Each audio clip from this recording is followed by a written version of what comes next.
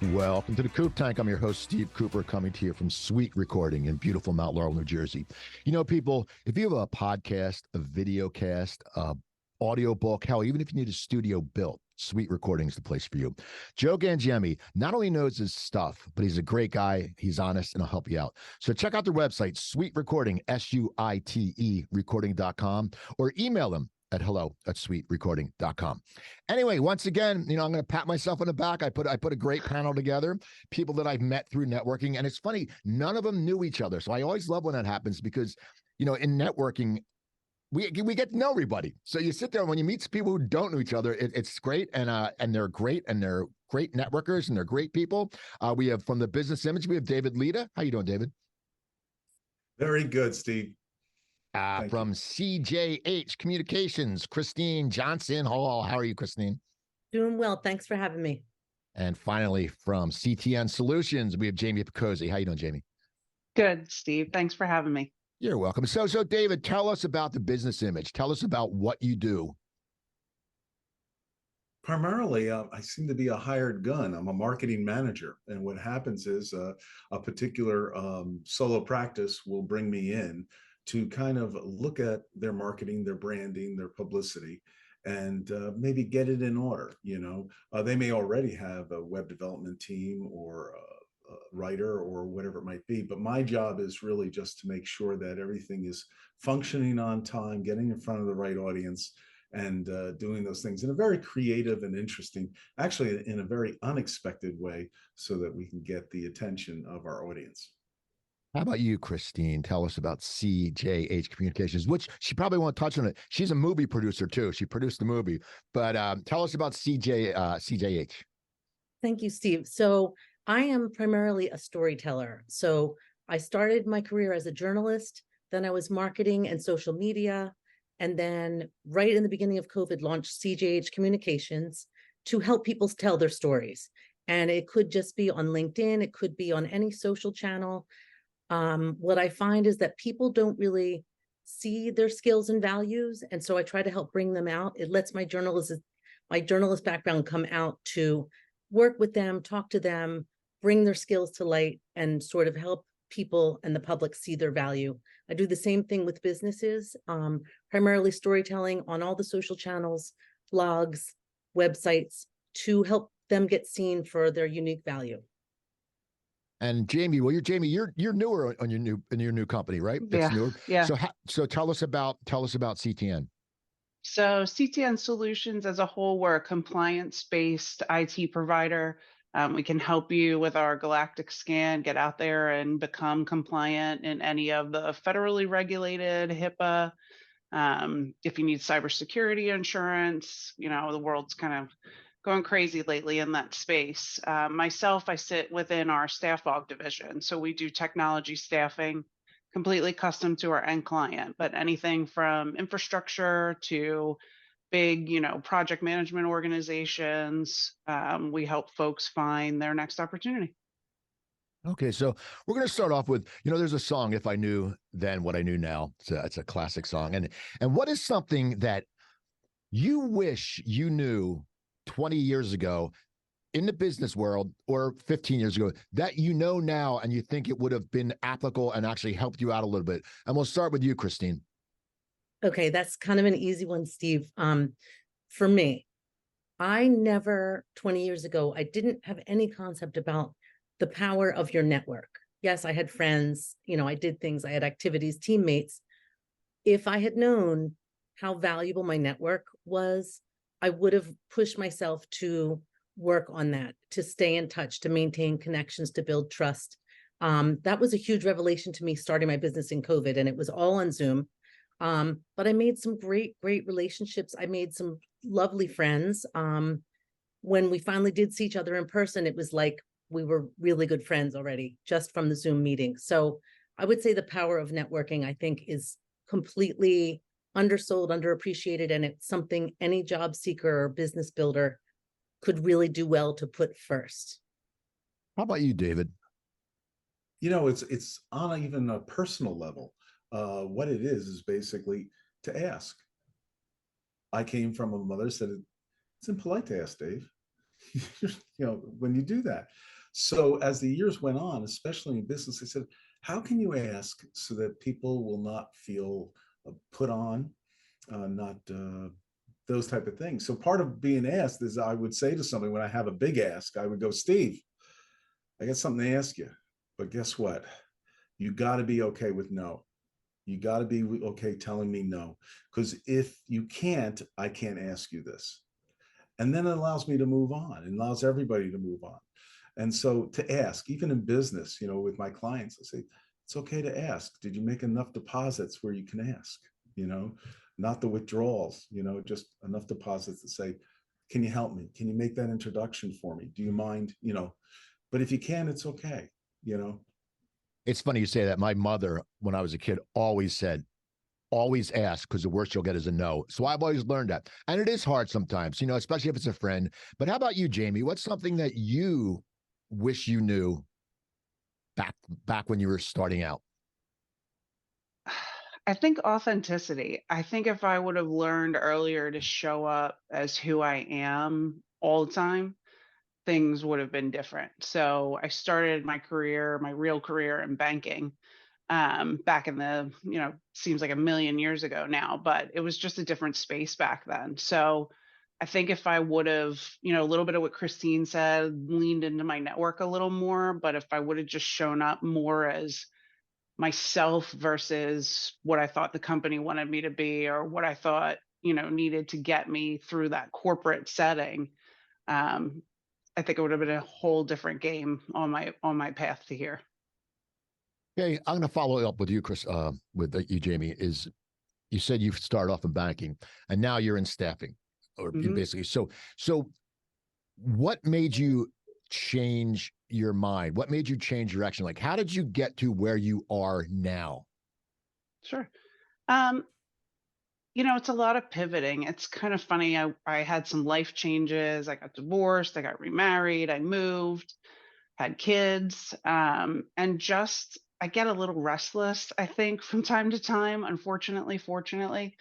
And so as I took all the HR that I did in banking and all of the people management, you just kind of start to look at it and you're like, oh, no wonder these people don't like managers or, whatever. It just seems so crazy sometimes. People have lives, they're human beings, things happen. And, there's folks who take advantage of the system and folks who really are just, coming up with what they got. With kids, it was always like, oh man, this one's sick. They can't go to daycare. What am I going to do? I can't bring somebody in. I can't be in the office.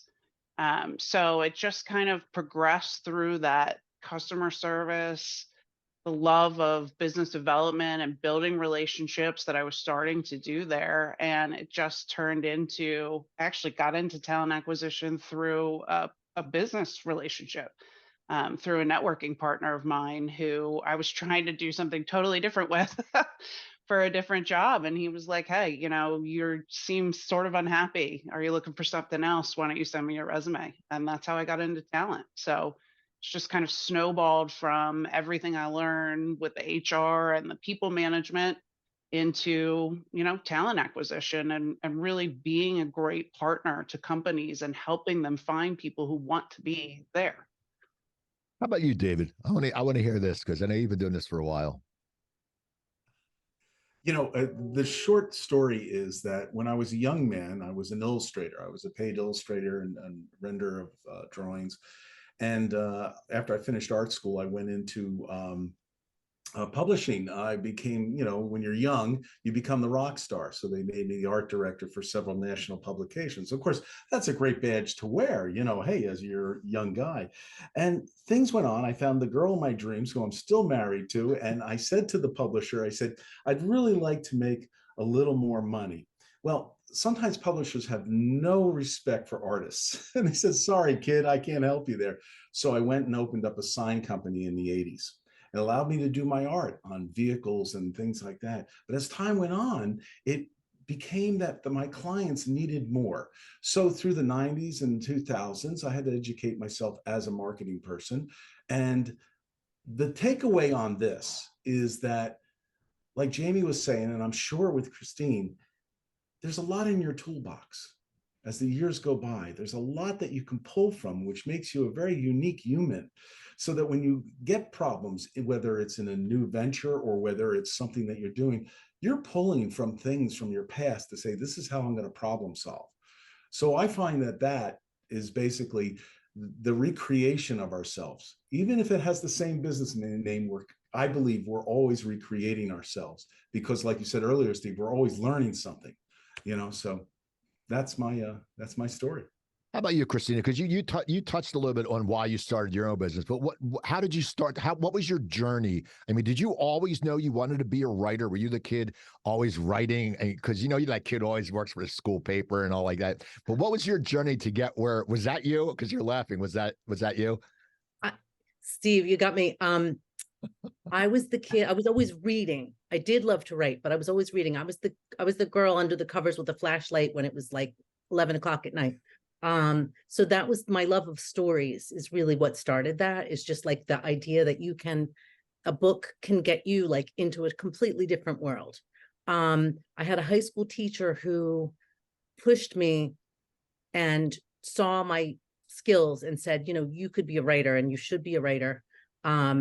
And so I majored in English in college. I probably should have gone to journalism school, but they had a communications minor. I was a DJ on the radio station. Like I found a lot of different ways. I was an editor of the paper. I found a lot of ways for outlets and to build skills. And that was my entry into journalism. I'm a lifelong learner. So it's like, I love something new. I love to understand, like you first get thrown at like obituary writing or weather stories, or like, God forbid, like zoning meetings. But it was like new to me. So what does it mean? What does it mean? How can I explain it so like my mother could understand what was going on? So I was a journalist for a long time. And when we wanted to have kids, and my husband's still a journalist, we realized we couldn't both have night jobs. A lot of times it's like a night, covering meetings or writing or editing until late. So, a former editor of mine had gone to the Vanguard group and was like, hey, we need, how would you feel about a day job, copy desk? And I was like, okay, I'm in. So I ended up there for 22 years, copy editing, writing blogs, research papers, but then they started a social media group and I loved that. That was very close to journalism for me. And it was like the challenge of trying to write a tweet and summarize a pretty dry topic in a clever way that made it readable was really fun for me. So I was there for 22 years. They were going through a huge transformation and I was eligible to retire. So I was like, let's do it. I realized I really like to help people see who they are and tell that story. And my two favorite questions that have carried me from Vanguard to my business are, what are you passionate about? And what are you known for? And if any of us and people looking for jobs or graduating college can really answer that and articulate that, it's going to help them a lot in the world of where should they be? Like Jamie, like the headhunting piece is like, if you know yourself and you know what you're passionate about and can speak to that, it's a huge superpower. And so I love helping people arrive there. Yeah, well, we're going to stay with that train of thought. We're going to start with you, Christina. We're going to follow up. What are you passionate about? I am passionate about helping people. I'm passionate about learning. I'm passionate about maintaining a really good network and understanding, helping recent college graduates understand the power of that. One of the things we did in COVID, when everything was super locked down, that first class of 2020, our middle daughter was graduating. And if you recall, like the jobs just fell right off a cliff. The graduating classes had no in-person graduation. Like it was a very dire couple months from March to like June, the economy started to come up. And that was the time that I went headfirst into, let's help you guys network, because that's going to be the place. You've got someone out there, you can articulate what you're passionate about and your best skills. That person's then going to look for you. So how can we help you build your networking muscles? So one of the groups I'm in actually did a boot camp, and we'd have 1 or 2 or 3 recent college grads come in, and we'd work with them for a month every week, getting them to their elevator pitch, getting that all honed, working on the resume, kind of just getting them shaped up to to, to David's point, like your ask, what's your ask? What are you looking for? And it was first of all, very gratifying, but also rewarding to see these people come in quite quietly, sort of like, what are we doing in a group of 25 or 30 every week, strangers, and sort of finish the month with some real muscles in terms of how they could speak to themselves. We're making introductions now, how they could make an intro. And so I'm very passionate about helping people sort of like get on the conveyor belt of finding the right opportunity, seeing themselves, and like landing that job. How about you, David? What are you passionate about?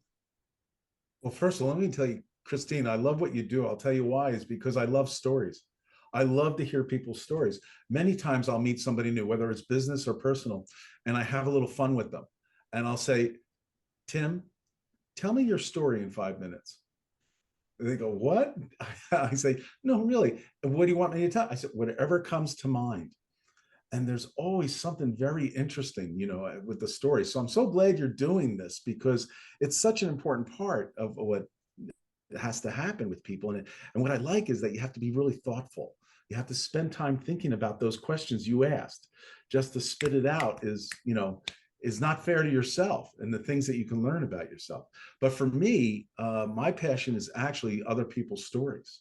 Now, I don't write the stories, Christine. You're the expert in that area, but I love to hear the stories. I love movies, things like that. That's on a personal level. On a business level, I love to go ahead and get my clients in front of audiences. And like I said earlier, in an unexpected, memorable, and shareable way, so that it's different. It's a little off, not unprofessional, but sometimes it's a little off. But other times it can be very like, who is this? Why am I interested in this person? So that's where my creativity and passion is to say, listen, what can we do that's a little unexpected to get in front? So I really, Steve, to answer your question, that's what I love to do. Plus, I wanted a job where I could sit and talk to people. So I said, this is good. I said earlier, I used to be in the scientists. I used to be out all day long, lettering boats and things like that. I said, no, I want to sit and have a conversation. So anyway, that's my passion. Thank you, Steve. How about you, Jamie? What's your passion? I love your last name, Picozzi. That's like one of my favorite names. Something about it's just got such a good ring to it, Picozzi. It sounds like a guy I grew up with. But what's your passion? So I really am passionate about just kind of destroying the talent space and bringing it all back together again. So, if you picture the way we do human capital today, talent acquisition, any of the names you want to pick, recruiting, sales, blah, blah. It's all Wizard of Oz to me. Like there's, these big giant corporations behind this curtain, and they're wheeling and dealing, and they're changing resumes, and they're moving things around, and they're trying to just put, butts in seats. And I hate it. I hate everything about it.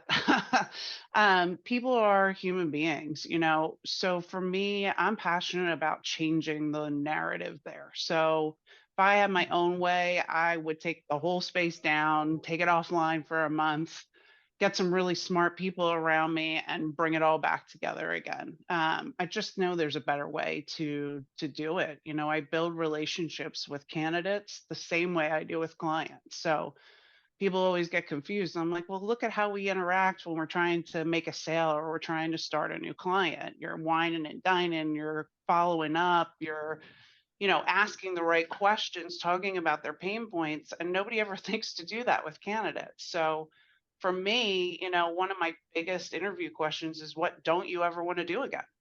And everybody kind of sits and they're like, I love everything. And I'm like, you're lying. Tell me what you don't want to do anymore, then I can get you in a role where you don't have to do that anymore, because they're out there. There's always tasks that everybody doesn't love that you have to do, but that's my business passion. Personally, I love electronic dance music. My husband and I are ravers. I've started a networking group called Raves and Referrals, where we bring executives and business owners and entrepreneurs out to the EDM scene to, get some R&R for Raves and Referrals. And it's awesome. And anybody who talks to me about it, that's back to the authenticity thing, that's the piece. People are like, dude, your face lights up. And I'm like, I know. Well, now, Using trust. I know Yeah. I know where to get glow sticks now. So if I need glow Yes. sticks, I'll say, get me a good deal on glow sticks, Picozzi. Yes. I have earplugs, glow sticks. We're ready to go. So you mentioned authenticity, but we're not going to talk about that. We're going to talk about, well, that's something you like, but let's talk about a characteristic that you have that you want people to know that you have. Like me, I think I have a lot of integrity. I think it's how I was brought up, and I want people to know I have integrity. As I always say, it's so important to me. I would rather drink beers with a dishwasher than a CEO who's an asshole, who has no integrity. It's just the way I am. And so what is a characteristic? We'll start with you, Christine. What's a characteristic that you have that you want people to know you have? Because sometimes, like for me, when I came back from LA and I started networking, I didn't tell anyone I used to be a comedian because I went out for, I was going to do business for my friend until everyone saw me perform. So I never told anyone I was funny, but it was a characteristic I had, but I didn't, because for me, it wasn't right. But I want people to know I have integrity. What's something that you want people to know that you have, Christine? I would say, Steve, my accountability, my external accountability is set really, really high. And it's the kind of thing that if I say I'm going to do something, I'm going to do it. But also I want, my friends, my clients, especially, to understand if we're working out a plan to write something together or, explore something, I'm showing up. I'm going to be there. I'm 150% in. I have, side note, something called like really high ideation, meaning like my flow of ideas is high.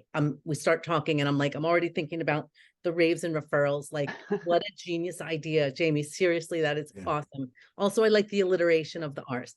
But so I would say, so my accountability is quite high, but my flow of ideas also kind of feeds into it. So if we're starting to work together and you're telling me things and we're back and forth, I'm all the way in. So I think that it sort of should go without saying, but for me, it's like, I'm there, I'm showing up. I'm going to get it done. I want you to be happy about it as my client. I want you to feel that you were seen and that we got it done the way that you needed and that you are on your way to your next step. How about you, Jaime? What's something, a characteristic? You can't say authenticity. No, I'm not going to say authenticity, you but can't say that. I was kind of going to steal yours. So I'll put it in a different manner. Integrity is huge to me. It was one of the biggest things that my stepfather taught me before he passed.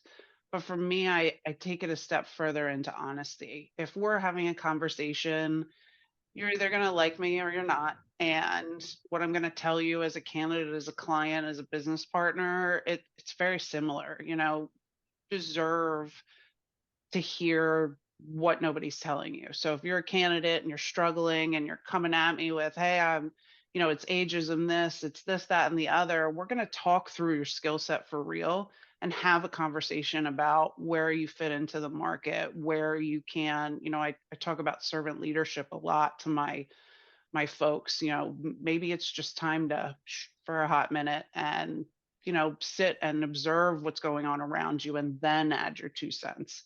And it's not everybody's cup of tea, but it's so important to me. So when you talk to me as, a friend, as a candidate, you might get a little bit more than you bargained for, but it's always going to be the truth. How about you, David? I kind of fill the cracks. I'm going to go the business end of it. I fill the cracks, I patch them up and do those things. An attorney had called me in and she had a variety of people on her team. And she was trying to find a way how everybody could market the team, and so I went in and I evaluated and I talked to all the personnel there. And I found out different people have different strengths. There was a woman there who loved to be on the phone. I said, get her on the phone. She knows she's good on the phone, where the others, some of the attorneys just were not good on the phone, and some of the assistants weren't either. But others could write. They were really good writers. So having all those different types of talents, I am a puzzle fixer. I'm a puzzle person. I put the puzzle together and say, listen, we have some people that have strengths and they're motivated to do it. Because, oh, I got to make another call. No, you're not the one to do that. Give it to the one that loves to make calls and has a great demeanor and it presents themselves so well. Let's do that. And so with that, the team felt a little more comfortable. It's hard for them to get their head around it. So I spent hours with them and we got it so that this particular individual or this individual, they were doing things in their everyday, help market this law firm. And at the same time, were able to do their jobs, but they were motivated. Oh, I like to do this. Terry, we need you to write a letter and it needs to be this, that. She's a writer. She's just a natural writer. So she would write the letter, that type of thing. So I guess I put the puzzle together and look at all those different things so that we can get them out and get noticed. So we all met through networking, and I think we all met through Zoom. And I think the only person I met in person is Jaime. And it's funny because I knew some people before from events, but we ran in different circles. And it's amazing how you just meet people. And that was the one thing about COVID that actually helped was the Zoom networking. We all got good. Of course, I always laugh that, there's still some people, it's been 3 years, can't work the damn mute button. I never get that. They're still always screwing that up. But what makes you a good networker? Because there's all different kinds of there's really crappy networkers. People think they're great networkers and they suck. They're putting the card in the face, they're just full of shit, they're just telling you all about them, blah blah blah blah blah. What makes you a good networker? Christine, what makes you a good networker? I would say I'm a good listener, and my mind, because of the way my mind is, I'm constantly making those connections inside. So as someone's talking, I might be writing down a name of someone I think might be a good intro. I just have that inclination to help. And if I can, and I have my mind spinning on who I could introduce them to, that's where I go. So I think it's the listening probably more than anything. How about you, David? With networking, I'm very strategic about it because a lot of our time can be not wasted, but not put towards business that we want to do. So when I go to a networking event, I really primarily go for one reason, and that is to find referral partners. It's not to get the business. There's just not enough time in networking to do it. I like the social end, like all of us, we do. But when I come in, I try to bring a gift, some sort of gift, whether, like Christine said, an introduction for somebody. I don't like to show up without going to somebody that I know there and saying, listen, I got a referral for you, or a lead, or an actual physical gift, hey, I was thinking about you. Here's, a $10 Starbucks card. I just really, yeah. I think that that's important. And it's funny because I didn't learn that through business. I learned that through my wife. What happened was when we were married and I was young, I didn't know when you entered someone's home, you really should be bringing a gift. You should be bringing something, So through the years, I was like, that's really important. It's important to have something of value to present to one person or two when you go there, But as far as networking, that's my mission, is to find referral partners or connect other referral partners with each other. I find that very intriguing and interesting to do. How about you, Jaime? What makes you a good networker?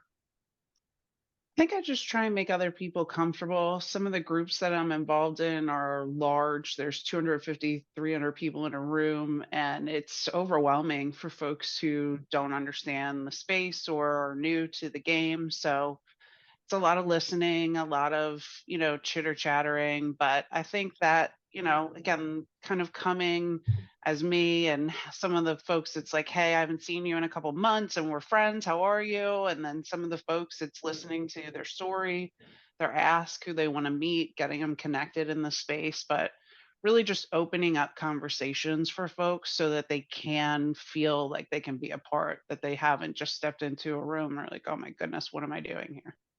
Here we're gonna go completely 180, 360. I don't even know the correct term.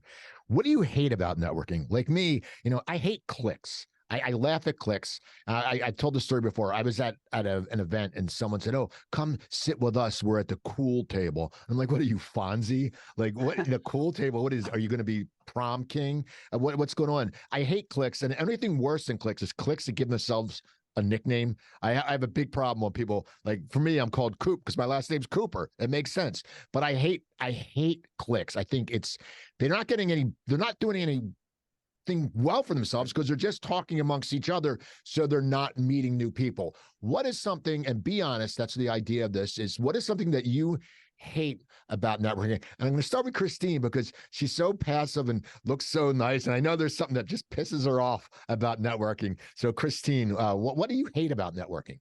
Small talk. And this is going to sound totally counterintuitive, but here it is. I would love it if I was introduced to you and you said, hey, it was my anniversary last night, or my kid is in the playoffs for basketball. Like, I'd love someone to share personal detail and not talk about the weather, or, hey, I went to see Bruce Springsteen 2 nights ago. Like, I want to connect from the get-go. And sometimes I know you do have to go through that small talk, but I really want to get down to like the authentic piece of like what you care about, what's important to you, and have that exchange. Because the small talk, I feel like it just gets boring, and I'd just rather like meet the person where they are, whatever they had. The kids just started school this week, or their last kids off to college. Like, give me something personal from you, and I'm very happy with that. Well, Springsteen's a sore subject because I was supposed to see him in Philly and it was canceled. And then I found out on Sunday at MetLife, he actually did play Jersey Girl and Jungle Land. So I was really pissed off about that. But that's not at networking. David. Sorry. My husband was supposed to go too. So yeah, it was so awful. My wife has never seen him. I was so excited. And my friend texted me. I was like, shut up. He didn't cancel. And he's like, and I looked and said, oh my God, he did. David, what do you hate about networking? So I'm like you, the little clicks that happen, little people that there's no opening for networking. I see myself as an open person. I will talk to everybody and anybody because we don't know where that leads. And with the right questions, we can get to where we need to be. So one of the things that I don't like is that when I see somebody has been shunned, it's that person in the back, something that Jamie, like you were talking about. So I'll make a beeline to that person because, to me, I told you I like stories. I think that they could be the most interesting people. And sometimes they can be very, being selfish, they can be very helpful for my career, or I could be very helpful to them. And they're so open. So when you have those clicks, now, one of the things that I do after I belong to a networking event and they have these little clicks, I may push the envelope a little, Steve. I will go up to a group of men and women who are chatting and they'll look at me like, and I'll say, do you need my opinion for anything? It just puts them off. I said, because I have one, Love it. And so some people will laugh, some people will be, it's okay. It's okay. But I think the purpose of networking is obviously to network, to really get out there and assist other people, in getting them where they need to be. How about you, Jamie? What do you hate about networking? And you can be honest. When you won't offend anybody who watches, unless it's someone you hate and you mention them by name. But no, what do you hate about networking? Condescension. I cannot stand it. If I come over and somebody introduces me to you, or we're waiting in the bar line, or whatever the case may be, and you give me that, oh, hi, like I deign to exist in your presence, man, I can't, like, it's almost a challenge, which can be really good and can be really bad depending on the networking event. But, you don't know who people are. You don't know who those people know to boot. Like, I could be the best connection you've ever made in your life for your business. And because you see that I'm in staff aug, or because you take a look at me and you're like, oh, it's just another dumb blonde chick, whatever the case may be, that is the piece that just, man, it gets under my skin.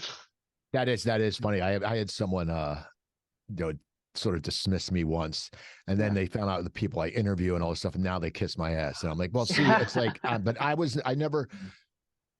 never held that against them. I just laughed at them because I said, they don't know who I know. And it's funny because I would never be like that to someone. So we're going to talk. We're going to keep. Okay. Steve, all I was going to say, it's sometimes it's like high school all over again. Oh yeah. So Jamie, I get what you're saying. So we're going to keep on things that piss us off, because I always love this, and I always talk about LinkedIn. Now, LinkedIn is such a great tool for us, okay, when you use it correctly. Now, I've talked in the past about, the over likers. I hate that, when people sit there and they like everything, and you go, well, support is one thing, but you like everything, you look phony. I've talked about, different terms, with the self-proclaimed experts. But today, I'm gonna ask what you all don't like about LinkedIn. One thing that pisses you off somewhat. I don't like when people sit there and when they do a post and or they respond to something and it's just so eloquent. Like they use all these big words and it's such bullshit. And they always ended up with one of our business partners or referral partners. And that's fine. But I know a lot of these people, these referral partners, aren't giving them referrals. So basically they're just people they know. That pisses me off because I think it's a phoniness. The phoniness sometimes pisses me off. David, what irritates you about LinkedIn? Because you all are good posters and you don't sit there and go overboard. I mean, I don't sit there and see your name. I don't see any of you ever liking my posts. No, I'm joking. David, what is something that irritates you about LinkedIn? I may be contradicting myself in this, but what I don't like is blatant sales when they're just putting right there, and I can't think of an example now, but when I see it, it just turns me off. Do you know what I mean? That's probably the biggest thing that, give me information, educate me, let me go ahead and read your post and make me interested in you, that type of thing.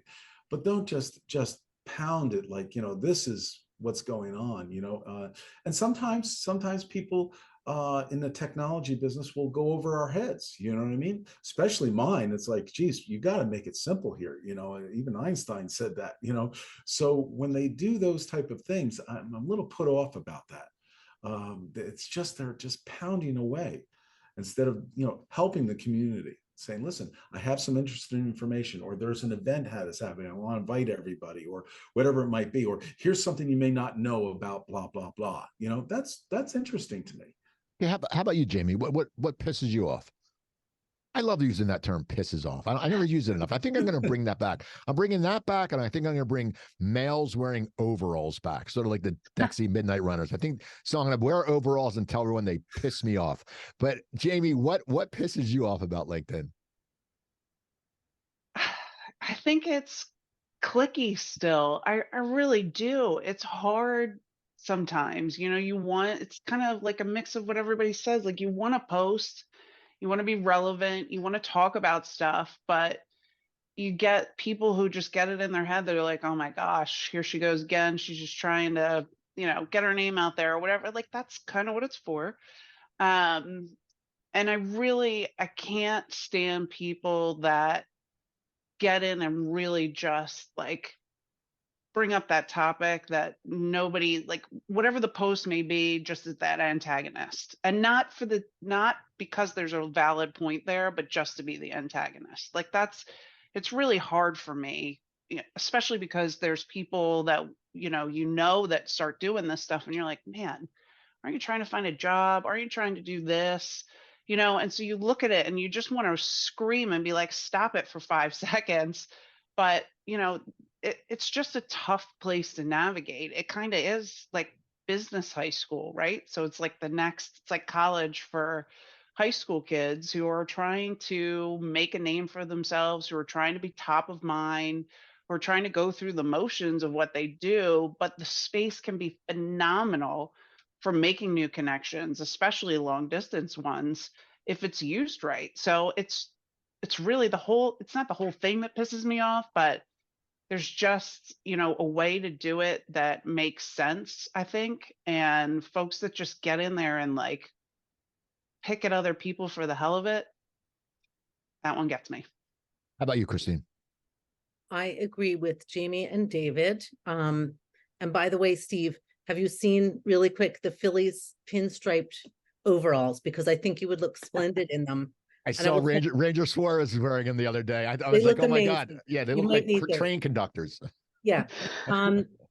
I think what pisses me off on LinkedIn, and I love LinkedIn, but when people get political, I check out. And there's a place for politics at your cocktail parties, or, it's not the place for that, because if you're looking to build up your profile and your personal brand and you're looking to attract clients and prospects, that's not the place to jump in to talk about immigration or what. It's just not.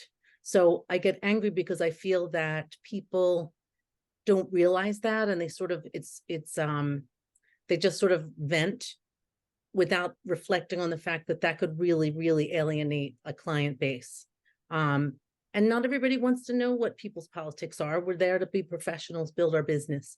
So that one is a big one for me. Don't talk politics there. Save it for another place. Now, here's a question that I started asking a few weeks ago, and I just enjoy the answers because I do not read business books. Okay. They don't interest me. I know they're valuable. I could give a shit. Okay. I'd rather, if I'm going to read, I'll read something, an article on a magazine or a a biography about someone. That stuff very interests me. But business, I'm stubborn. I don't want to hear anyone else's advice, but I'll take it if it's good.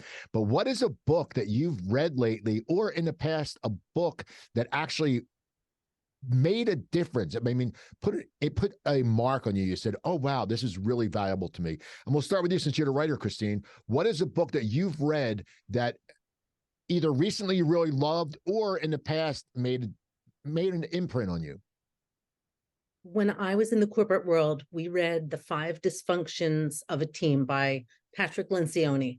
And it was very well written and story-like, but it gave you a lot of good takeaways around how to work with a project team, how to work with, across business lines. And while that sounds really dry, it actually gave you 5 ways to identify it. And in the world I was in at the time, I was like, check, check, check. The things that you feel you go home and worry about, when you actually see them sort of quantified, it's helpful because it gives you the language to try and creatively problem solve and say, I'm seeing this here. How can we get out of it? How can we bring everybody together where one side's over here, one side's over here? So I felt like that was incredibly helpful. And it helps me now, even when I meet clients, if we're meshing, fantastic, but it's helping me sort of see those red flags quickly and be like, maybe this isn't the best partner for me, or maybe there's a better partner for you. Let me see what we can do. How about you, David? What's a book that you've read? So I'm not going to give you a book because, we have this Chat GPT now, AI, and everything that's going on. So I want to be on top of that all the way. So I go online to get my, information and discerning, making sure that it's the right information. There's not a book I could recommend, but what I recommend is people researching for their businesses as much as possible and do things make sense. So recently there were some, my children are all professional illustrators, and there was an issue. There's an issue with the AI, Mid-Journey. They feel that they're going to lose their jobs or things like that. And one of the things that I've always learned is to learn to adapt. Things are going to change. They're always going to change. Can we adapt? Can creatives be secure, whether they're writing or in this world that has AI now? To answer your question, Steve, what I'm saying is that I learned how to cook a reverse sear steak by TikTok in 30 seconds. So that's where I'm getting my information. If your real question is that, is saying, listen, what are the experts saying? What are they sharing that I can learn from? That's a good. And what's amazing is I actually learned how to the right way to core a mango from YouTube, because it always pissed me off. I always get like this. I could never cut them right, and then it showed me how to do it. And I went, "Oh my god, this is great!" But then when we got married, we got a mango corer for a wedding thing. So anyway, how about you, Jamie? What's a book that you've read that made a difference, or you've read lately that's very important to you? So actually the Dune book series, it's kind of funny. Like Go Giver was my business one, and everybody loves that book. Great book. But I had a colleague of mine recommend Dune, and I got to tell you, man, I am hooked. They did such justice with the movie that came out recently. But it talks about, kind of that forethought for things, the way you interact with everything around you and the ripple effects that it creates. And it has a litany against fear that I tell you I recite almost daily. And it is literally just as you try to move forward, I want bigger and better things for myself, for my family, for my kids. Um, and every step I take towards moving in that direction, as I launched Raves and Referrals, as I talk about showing up authentically, it's terrifying, literally. So, that book series just kind of blew my mind. And I'm not all the way through it yet. I think I'm on book like 5 of 6 or something like that. But I just absolutely love it. That's good. I said good. I learned some stuff today. Anyway, one final question, and you've hit on it through the show, but someone comes up to you if they're they're just getting into the working world. Okay, it could be they got out of trade school. They could be, just getting out of college, but they're getting their start. And as I always used to term, my mom would say, bright-eyed and bushy-tailed. I don't even know. I think that's about a rabbit. I don't even know what it means. I mean, I don't know anyone who has a tail. But what's some advice that you would give if someone pulled you over, if you were doing a one-on-one with someone, and they said, "Listen, man, I want to do well. I want to make a mark." What is advice that you would give someone if they came up to you? And we'll start with you, David. I think mentorship. I think the fact that you would learn from others who have already been through it, and maybe you can cut through the chase on many areas because of that. What I have found is that when I'll go back to when I was a young man and I was an art director, the woman that was in charge, she was from she was at least 10 years older than me, but she taught me things that college did not teach, art school did not teach. And so to have somebody who's been boots on the ground in the marketing field or in any business field, where you can talk to and say, listen, let's have a cup of coffee, let's have lunch, tell me the challenges you have, tell me about the victories that you've had so I can learn. I don't have to put my hand in fire to know that it burns. I can understand that if you tell me that. So I think that we can learn that way. So mentorship is, I think, very, very important. How about you, Jamie? I think the connections that you make, get out and do some interpersonal connections, talk to people about your goals and aspirations. The biggest struggle I face in staff aug right now is folks coming entry level, junior level, because you need a job to get experience and you need experience to get a job. And what I tell folks is when you're out, at your local bar, for example, if you're out to dinner, if just bump into people, say hi, shake hands. Business is going back to getting done that way. And I personally love it because of the way I am. But I would tell folks, again, find a mentor, but really just kind of put yourself out there. Say, hey, this is what I'm looking for. Do you need any help with anything? Do you know of anybody who's looking for somebody like me? And that ability to be able to communicate with other folks is so important for everything you do daily. And how about you, Christine? I would say 2 things. One is do all those self-assessments. If you can do the skills assessment or the Myers-Briggs, like really give yourself time to know yourself, what you like, you're extroverted, introverted, give yourself sort of that framework. And the second thing is, if you can, and you're just leaving college or a senior in college, build a LinkedIn profile, because until you sit down and kind of work through all of the pieces and the skills are highly valuable. They're the SEO.